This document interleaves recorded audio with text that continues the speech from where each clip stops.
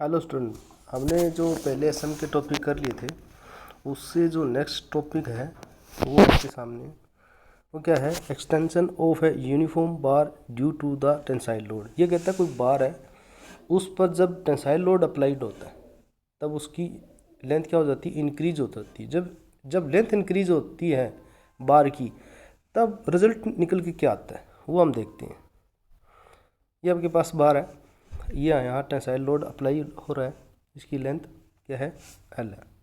अब इस पर जब लोड अप्लाइड हो रहा है तो स्ट्रेस अपना क्या रहता है। अब मैंने पहले बताया था स्ट्रेस को हम कैसे रिप्रेजेंट करते हैं, म्यू से करते हैं। ठीक है, अब स्ट्रेस अप्लाइड हो रहा है, अंदर की तरफ स्ट्रेस अप्लाइड हो रहा है ना, तो स्ट्रेस को हम कैसे लिख सकते हैं कि लोड अपॉन एरिया। ठीक, इसको हम लिख सकते हैं पी बाई ए। पी मतलब लोड, ए का मतलब एरिया।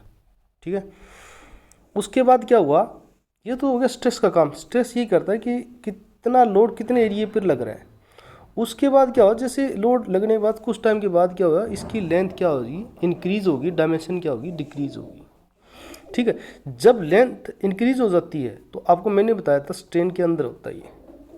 अब दूसरा स्टेप इसमें स्ट्रेन निकल के आएगा जब लेंथ इंक्रीज हो जाती है। तो स्ट्रेन को हम रिप्रेजेंट किसे कहते हैं, इससे कहते हैं।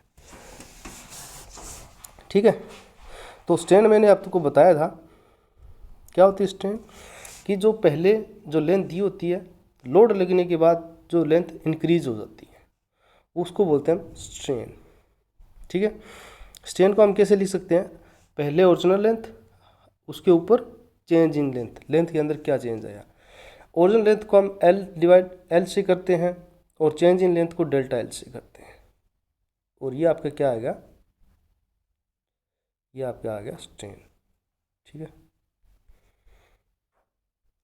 स्ट्रेन को कैसे रिप्रेजेंट करते हैं, change in length upon change in original length, change in length upon original length के हिसाब से। अब ये दोनों कॉम्बिनेशन आ गया। अब इसकी ये ज्ञात करना है कि जब इसकी लेंथ इंक्रीज हो जाती है तब रिजल्ट क्या आता है। अब आपको पता है हमारे पास स्ट्रेस भी है और स्ट्रेन भी। अगर हम स्ट्रेस अपॉन स्ट्रेन रख सकते हैं, ये हो जाता है आपका यंग मॉडुलस ऑफ इलास्टिसिटी। ठीक है, यंग मॉडुलस को हम रिप्रेजेंट करते हैं ई से, और स्ट्रेस को हम रिप्रेजेंट करते हैं म्यू से, स्ट्रेन को करते हैं ई से। अब दोनों के अंदर रिजल्ट पुट आउट कर दो जो हमने रिजल्ट शो किया था। स्ट्रेन का था पी बाई ए, स्ट्रेन और स्ट्रेन का क्या था, स्ट्रेस का करना है, पी बाई ए आ गया, मल्टीप्लाई ओरिजिनल लेंथ। स्ट्रेन का क्या करना है अपने पास, डेल्टा एल बाई एल है, तो अपने पास स्ट्रेन नीचे है तो एल ऊपर चला जाएगा, डेल्टा एल नीचे आ जाएगा। तो अपने पास रिजल्ट निकल के क्या आएगा, ये आएगा कि अगर बार के अंदर टेंसाइल लोड अप्लाइड होती है तो उसका रिजल्ट आपके पास ये रहेगा। ये कई बार 2 नंबर क्वेश्चन पूछ लेता है, 4 नंबर में क्वेश्चन में पूछ लेता है, तो आपको ये चीज़ आनी चाहिए निकालने के लिए। ठीक है, अब आगे चलते हैं। लोड का तो आप पढ़ लेना, बाकी ज़्यादा कुछ इसमें पूछा नहीं जाता, इतना इंपॉर्टेंट भी नहीं है। उसके बाद आता है आपका हुक्स लॉ। हुक्स लॉ की मैंने बार बार बातें की हैं, आपने फर्स्ट ईयर में पढ़ा हुआ हुक्स लॉ क्या होता है क्या नहीं होता उस हुक्स लॉ। क्योंकि एक हुक्स लॉ क्या है, हुक्स लॉ एक साइंटिस्ट था रोबर्ट हुक, जिन्होंने 1676 में ये डिफाइन किया था कि जो आपका स्ट्रेन होता है प्रोपोर्शनल टू स्ट्रेन के होता है। और मैंने वो डायग्राम जब आपको ग्राफ समझा रहा था वहाँ बार बार ये आ रहा था कि अगर एक लोड स्टैटिक जाता है और कुछ टाइम के बाद सेम रहता है तो वो क्या हो जाता है, आपका स्ट्रेन जो होता है प्रोपोर्शनल टू स्ट्रेस के होता है, इक्वल होता है दोनों चीज़ें। तो यहाँ क्या हो जाता है, आपका हुक्स लॉ होता है। हुक्स लॉ को आप जैसे ये से भी डिफाइन कर सकते हो, स्ट्रेन प्रोपोर्शनल टू स्ट्रेस के। ठीक है, और मैंने आपको बताया था कि स्ट्रेन की कोई यूनिट नहीं होती, स्ट्रेन की यूनिट नहीं होती। ठीक है, उसके बाद चलते हैं हम इलास्टिक कांस्टेंट, नहीं इलास्टिक कांस्टेंट नहीं सॉरी, कांस्टेंट सही है, इलास्टिक कांस्टेंट आगे नए टॉपिक आ गए आपका। उसके अंदर अलग अलग पॉइंटेड दिए हुए हैं, अलग अलग डेफिनेशन दिए हुए हैं, बहुत ईजी है, ज़्यादा दिक्कत नहीं करेगी। मैंने बताया था modulus of elasticity, modulus of elasticity और यंग मॉडुलस को हम एक ही बात है, दोनों को आप यंग मॉडुलस ऑफ इलास्टिसिटी बोल दो या यंग मॉडुलस बोल दो, एक ही बात है। इसको रिप्रेजेंट करते हैं हम ई से। किसे रिप्रेजेंट करेंगे हम? ई से रिप्रेजेंट करते हैं। और ये क्या होता है, दोनों चीज़ों में होते हैं। अगर आप स्ट्रेन और कॉम्प्रेसिव के अंदर, स्ट्रेन नहीं, टेंसाइल और कॉम्प्रेसिव के अंदर अगर आप यंग मॉडुलस डिफाइन कर रहे हो तो आपको ये दोनों चीज़ें लिखनी पड़ेगी, tensile stress upon tensile strain. ये और क्या लिख सकते हो, कॉम्प्रेसिव स्ट्रेस और कॉम्प्रेसिव स्ट्रेन। ये तो क्या होते हैं, दोनों आपस में प्रोपोर्शनली होते, नहीं प्रोपोर्शनल नहीं होते भाई, इक्वल टू होते हैं। ठीक है, आप यंग मॉडुलस को आप ये चीज़ लिख सकते हो टेंसाइल और कॉम्प्रेशन के अंदर। और इनके अंदर क्या होता है, ये वैल्यू दी होती है।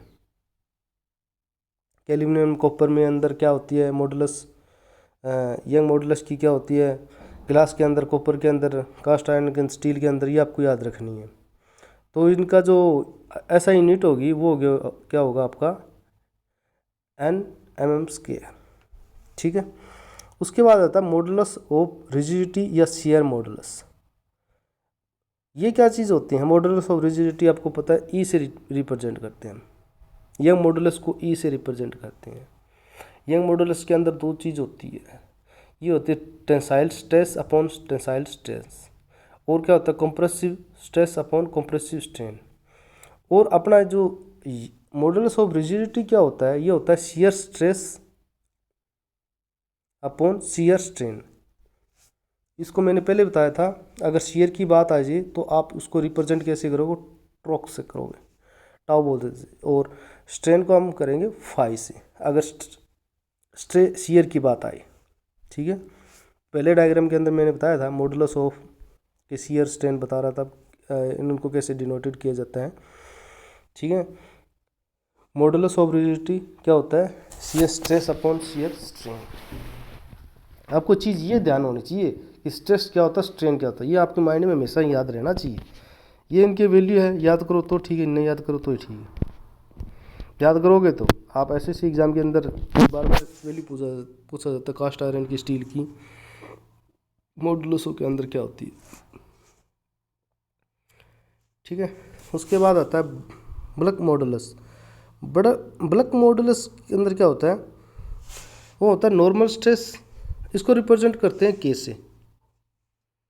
इनका बाद में रिलेशन भी आएगा, ई, जी, के और म्यू, इनका रिलेशन भी आएगा बाद में, बार बार पूछा जाता है रिलेशन बिटवीन टू, किसी का दे सकता है मॉडुलस का या मॉडुलस ऑफ रिजिडिटी का या फिर बल्क मॉडुलस का।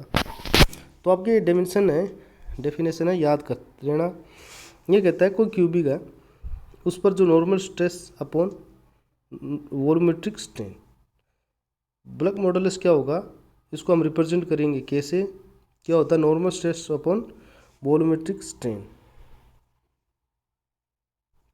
ठीक है, जो ये चीज़ है, मैं लॉन्जिट्यूडनल स्ट्रेन और लेटरल स्ट्रेन, ये आपको मैं पॉइजन रेशियो के अंदर समझाऊंगा। ये दोनों चीज़ें होती क्या, आप पॉइजन रेशियो समझो होता क्या चीज़ है, पॉइजन रेशियो क्या चीज़ होती है, ये चीज़ समझो। पॉइजन रेशियो क्या होता है, ये होता है lateral strain upon longitudinal strain. अब एक डायग्राम के थ्रू आपको समझाता हूँ। ये मैंने आपको यहाँ एक स्टील लगा दिया, उससे नीचे मैंने लगा दिया वेट। ठीक है, तो ये आपकी क्या है, ये आपकी लेंथ है, ये क्या है इनिशियल लेंथ है। और जब लोड लगाने के बाद जो लेंथ इंक्रीज होगी वो क्या आ जाएगी, आपकी फाइनल लेंथ। ठीक है, ये क्या आ जाएगी, आपकी फाइनल लेंथ आ गई। अब डायग्राम दोबारा बनाता हूँ। अब इस पर लोड लग गया, ये हैंगिंग है। अब जब इस पर लोड लगता है, इस लेंथ के अंदर क्या आ जाए, चेंज आ जाता है, और ये डायमेंशन क्या हो जाती है, रिडक्शन हो जाती है। जब मैंने आपको बताया था, जब लेंथ इंक्रीज होगी तो इसकी जो डायमेंशन होगी वो क्या होगी, डिक्रीज होगी। अब लेंथ का इंक्रीज को हम बोलेंगे लॉन्जिट्यूडनल स्ट्रेन, और डायमेंशन जो डिक्रीज हो रही है उसको बोलेंगे हम लेटरल स्ट्रेन। तो आपको याद रखना कि लॉन्जिट्यूड स्ट्रेन ना lateral strain upon longitude strain. Lateral strain का मतलब डायमेंशन का कम होना और लॉन्जिट्यूड स्ट्रेन का मतलब लेंथ का इंक्रीज होना। ठीक है, आपको ये चीज़ें याद रखनी है। और पॉइजन रेशो के अंदर इनकी वैल्यू सबसे इंपॉर्टेंट ये आपकी टेबल रहेगी इसके अंदर। बहुत बार स्टील, कास्ट एंड कॉपर की कंक्रीट के अंदर पॉइजन रेशो पूछा जाता है एग्जाम के अंदर कि इनकी पॉइजन रेशो क्या क्या क्या रहेगा। तो आगे चलते हैं हम रिलेशन के बारे में। मैंने बताया था इनका रिलेशन आएगा सभी का, तो ये चीज़ आगे कराऊंगा, अब इस तरह इम्पोर्टेंट नहीं है। तो उसके बाद नेक्स्ट टॉपिक देखते हैं।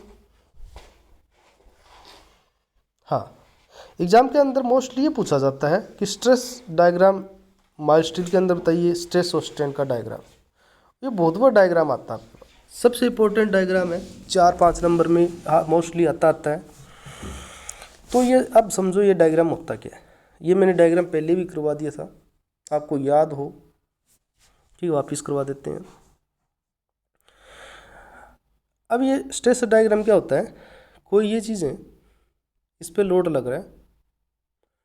अब ये लोड लगेगा, कितने टाइम के कितनी इसकी लेंथ इंक्रीज होती है, कितना डायमीटर डिक्रीज होगा और कितने टाइम के बाद ये रैप्चर होगा, इस पर आधारित है ये चीज़। अब एक साइड आपको स्ट्रेस, एक साइड आपके पास स्ट्रेन।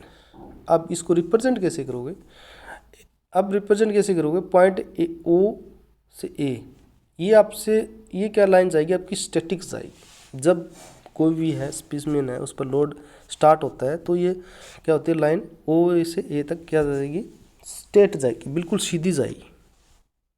ठीक है, इसको हम कहेंगे हुक्स लॉ। हुक्स लॉ क्या कहता है, हुक्स लॉ ये कहता है स्ट्रेन प्रोपोर्शनल टू स्ट्रेस।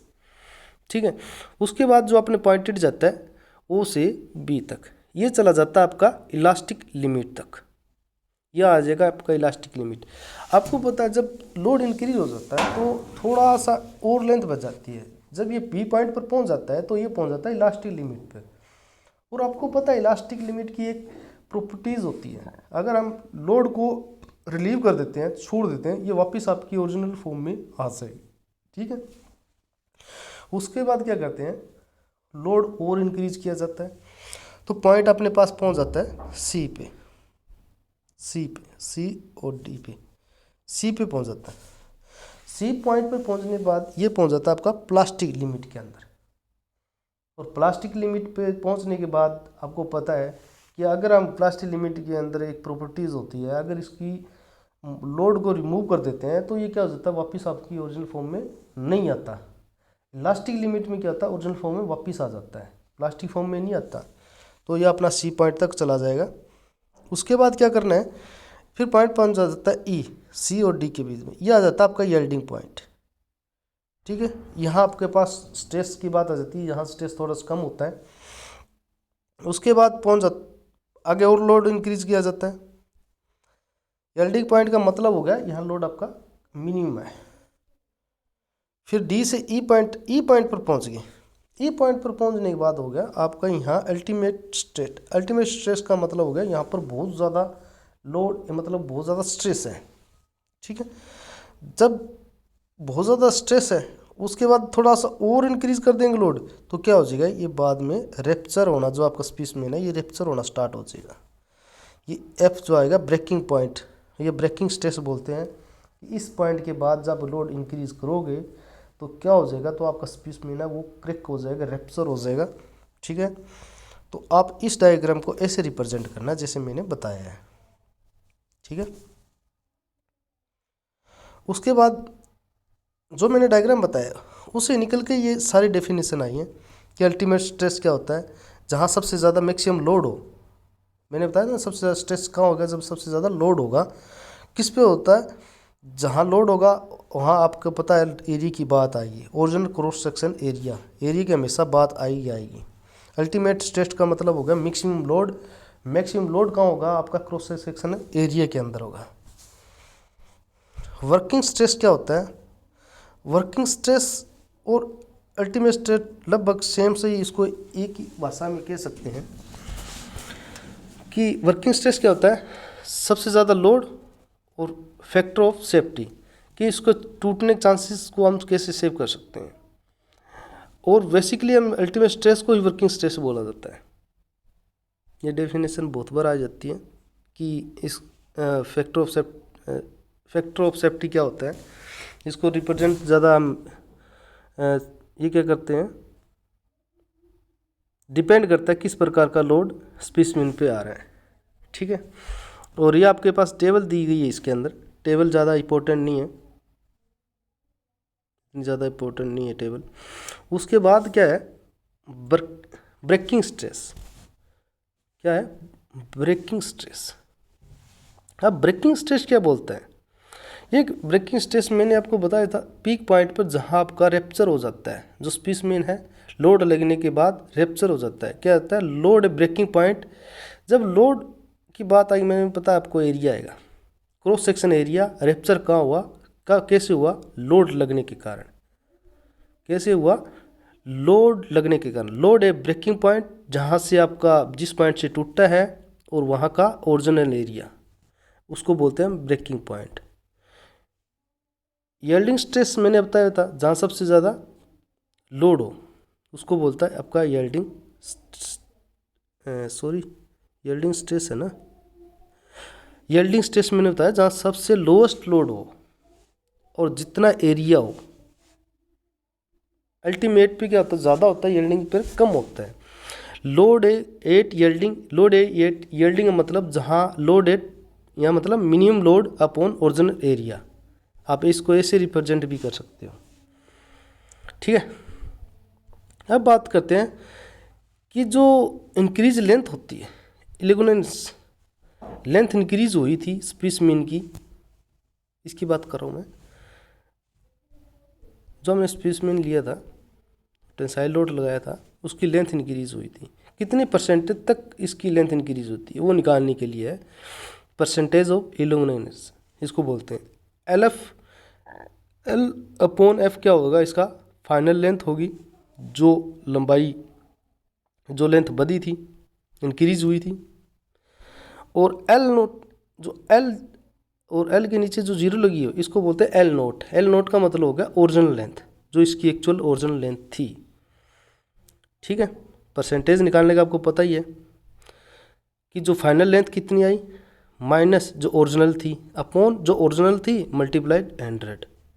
ठीक है, ये क्या हो जाएगा, परसेंटेज ऑफ इल्यूमिनेशन निकालने का फार्मूला हो जाएगा एक स्पेसिमेन के अंदर जब इंक्रीज लेंथ होती है।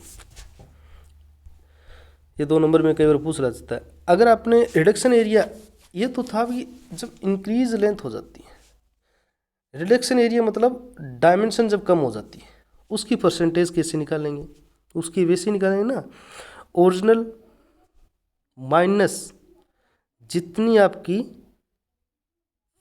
रिडक्शन हुई अपॉन ओरिजिनल मल्टीप्लाई 100। ठीक है, ये क्या आ जाएगा, परसेंटेज रिडक्शन ऑफ एरिया। ठीक है, उसके बाद आती है मैकेनिकल प्रॉपर्टीज ऑफ मटेरियल। आपकी जो मटेरियल है उसकी मैकेनिकल प्रॉपर्टीज क्या रहेगी, पहले मैंने उसके बारे में बताया था, इस पर फैक्टर फैक्टिंग क्या काम करेगा।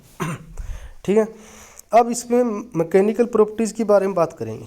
इसकी प्रॉपर्टीज क्या क्या चीज़ रहेगी, इस पर अगर लोड अप्लाई होता है, कोई मटेरियल है, अगर इस पर लोड अप्लाई हो रहा है, इसका ये एरिया होगा, तो इस मटेरियल के अंदर क्या क्या चेंज आएगा उसके बारे में बात कर रहा है वो। ठीक है, तो हम चलते हैं मैकेनिकल। पहले इलास्टिसिटी। इलास्टिसिटी के अंदर मैंने बार बार बताया, कोई मटेरियल के अंदर जब लोड अप्लाई किया जाता है तो वो क्या हो जाता है, लेंथ इंक्रीज हो जाती है, और के जब लोड को हम रिमूव कर देते हैं तो वो वापस अपनी लेंथ क्या हो जाती है, डिक्रीज हो जाती है। उस फॉर्म को हम क्या बोलते हैं, इलास्टिसिटी बोलते हैं। और प्लास्टिसिटी मैंने पहले बताया था, जब कोई भी स्पेसिमेन को हम लोड लगाते हैं उसकी लेंथ इंक्रीज होती है, और जब लोड को रिमूव कर देते हैं तो वो क्या हो जाता है, अपनी वापस ओरिजिनल फॉर्म में नहीं आता। जब वो ओरिजिनल फॉर्म में नहीं आता उसको बोलते हैं हम प्लास्टिसिटी। ठीक है, उसके बाद करते हैं स्ट्रेंथ।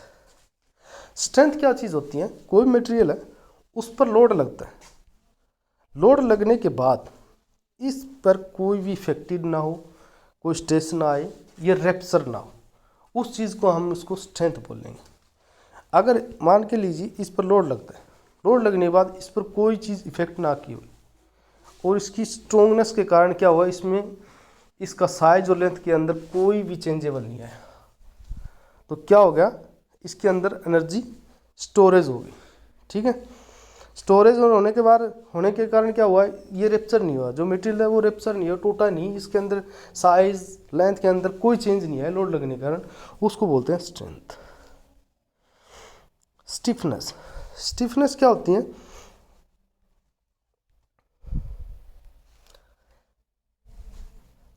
स्टिफनेस क्या होती है, ये एक हार्ड मटेरियल की फॉर्म में होती है।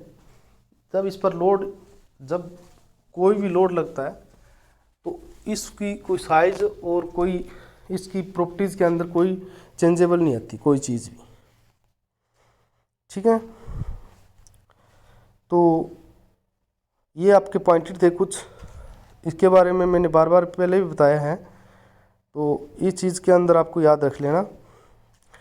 आगे कुछ पॉइंटेड हो रहा है भाई, उसके बारे में बात करते हैं। टफनेस, टफनेस क्या होता है, ऐसा मटेरियल अगर उस पर कोई चीज़ लोड लगाया जाता है और उसके अंदर डिफॉर्मेशन के अंदर, इसके अंदर कोई भी प्रॉपर्टी के अंदर कोई चेंजेबल ना हो या कोई चीज़ रेप्चर ना हो, ठीक है, उसको बोला जाता है टफनेस।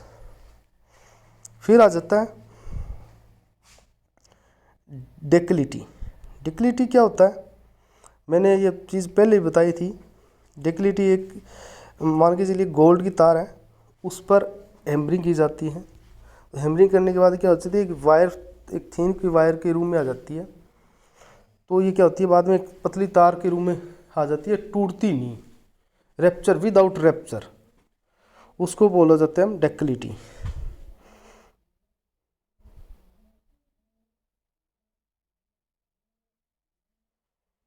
ठीक है भाई, उसके बाद आता है मेलेबिलिटी। मेलेबिलिटी मतलब होता है जब आपके पास सिल्वर तार है या कोई स्पेसिमेन है, उस पर बार बार हैमरिंग की जाती है, तो वो एक सिल्वर तार के वजह से पतली फॉर्म में आ जाता है, थीन फॉर्म में आ जाता है, वो रैप्चर नहीं होता, रैप्चर नहीं होता, टूटता नहीं। जहाँ रैप्चर हो जाता है तो उसकी जो मेलेबिलिटी है कम है, रैप्चर नहीं होता है, मेलेबिलिटी क्या होती है, ज़्यादा होती है। ये इसमें ही कह रहा है ability of material to be deform being hammer rolled passing without future through cold hot working trim it edge ability. ये कहता है जब गर्म करके उसको पीटा जाता है, जैसे लोहे को पीटा जाता है, पीटते हैं जितना पीटेगा एक थीन वायर के रूप में पतली होती जाएगी और टूटेगी नहीं। ठीक है, उसके बाद आता है ब्राइटनेस। ब्राइटनेस का मतलब ये हो गया, शीशा है, जब आपका शीशा है टूट जाता है, टूटने के बाद वो वापस अपनी उसी फॉर्म के अंदर नहीं आएगा, टुकड़े टुकड़े हो जाएगा। ठीक है, उसको बोल जाता है ब्राइटनेस। हार्डनेस क्या होती है, हार्डनेस दो चीज़ देखो, एक आपके पास आयरन है, एक दो सीट लेता हूँ, एक आयरन की सीट लेता हूँ, एक लेता हूँ स्टील की, नहीं स्टील ही नहीं, एल्यूमिनियम की शीट लेता हूँ, एक आपके आयरन की होगी, एक एल्यूमिनियम की होगी। आप जैसे हैमरिंग करोगे तो ये क्या हो जाएगी, थीन प्लेट के अंदर कन्वर्ट हो जाएगी। दोनों की क्या प्लेट क्या थिकनेस क्या सेम है, लेंथ क्या सेम है। जब इस पर हैमरिंग की जाती है कुछ टाइम के बाद तो क्या हो जाती है कि थीन प्लेट के अंदर आ जाएगी, कन्वर्ट हो जाएगी। जो आपकी आयरन शीट है वो क्या होगी, एक थीन प्लेट के अंदर कन्वर्ट नहीं होगी। इसका मतलब क्या है, आयरन के अपने पास क्या है, हार्डनेस सबसे ज़्यादा है कंपेयर टू द सिल्वर। ठीक है, जिसको हम स्क्रैच भी ना कर सकें और पीटने के बाद वो एक प्लेट पतली फॉर्म में, तार में या प्लेटफॉर्म में ना हो, ना बने, उसकी हार्डनेस होती है। ठीक है, उसके बाद आता है फटीग। फटीग क्या होता है, इसका मतलब हुआ रिपीटिशन लोड, बार बार एक लोड लगाना। कोई सिल्वर की तार है, आप इसको clockwise anti clockwise anti clockwise मतलब रिपीटेशन वर्ड, जब रिपीटेशन बार बार लोड लगाया जाता है और बीच में से एक क्रैक हो जाता है, सिल्वर की तार जैसे हम तोड़ते हैं, उसको बोल जाता है फटीग। और नेक्स्ट प्रॉपर्टी है क्रीप। क्रीप क्या होती है? क्रीप का मतलब हो गया आपका कंटिन्यूस लोड। क्रीप का मतलब क्या होता है? Continuous load. कोई भी आपके पास मकान है, बहुत साल हो गए उसको बने, 40-50 साल के बाद, कुछ टाइम के बाद क्या हो जाती है, जो आपकी डीपीसी है वो फाउंडेशन के नीचे की ओर जाने की स्टार्ट हो जाती है। उस जाने के बाद क्या होता है, फाउंडेशन के अंदर या दीवार के अंदर क्रैकिंग आ जाएगी आपकी फाउंडेशन के अंदर क्रैकिंग आ जाएगी। तो क्या हो जाएगा, उसकी स्ट्रेंथ क्या कमज़ोर हो जाएगी। क्रीप का मतलब हो गया कंटिन्यूस लोड लगने के कारण जो उसकी स्ट्रेंथ है वो कमज़ोर हो जाती है, कंटिन्यूस लोड लगने के कारण, ठीक है, उसको बोलते हैं हम क्रीप। और बच्चों इसके अंदर आगे न्यूमेरिकल है, वो न्यूमेरिकल मैं कराऊंगा, ठीक है। आज सिर्फ मैं इसको, आप सिर्फ बेसिक जो डेफिनेशन थी वो डेफिनेशन हमने पहले ही पढ़ी है और आज हम दोबारा पढ़ लें, ठीक है। इतनी डेफिनेशन आप पढ़ लेना और उसके बाद आपकी जो न्यूमेरिकल पोर्शन है, मैं न्यूमेरिकल पोर्शन आपको बता दूंगा कौन से आपको न्यूमेरिकल करने हैं, कौन से नहीं करने, ठीक है बच्चों। Okay, thank you.